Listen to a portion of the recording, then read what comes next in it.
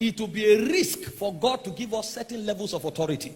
It will be a risk for God to give us certain levels of power. Many people are trusting God for many things, but there's no love in their heart. When you find them praying and striving, they want to prove a point. And when somebody else is rising, they are full of bitterness and envy. In fact, their day is made when they hear that that person is falling. And sometimes bitterness can push them. They can't even contain it. It becomes the substance of their preaching. Until we come to the unity of the faith. That's the first credential for growth. And he went further. Number 2, he said, unto a perfect man. A perfect man in this context is not a sinless man.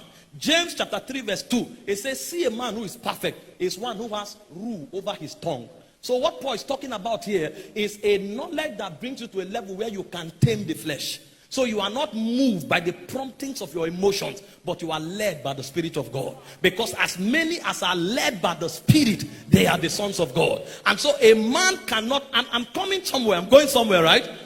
A man cannot be entrusted with kingdom authority except as he can tame his flesh. You don't do what you feel like, you do what you are led to do, or you do what scriptures articulate for you to do. So the second level of growth is to become a perfect man. A man that has rule over his tongue. Number 3, this is what Paul said. Go back to that scripture.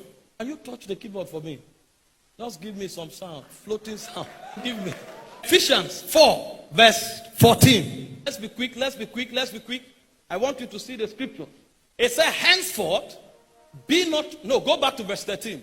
Number 3, it says, we'll come into the fullness of the measure of the stature of Christ. Now, if you read verse 16, you are going to see another dimension of Christ. So what he was referring to here are the principles of the kingdom.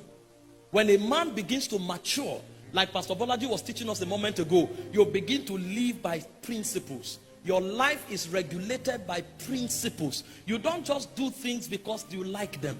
You don't just do things because they may work. You do things because they are consistent with the character of the Spirit of Christ. Because the Spirit of Christ, the principles of Christ emanate from the character of Christ. And so when a Christian begins to mature, he begins to live by the principles of the kingdom. He doesn't do what he wants. He does what he should. That's the third level.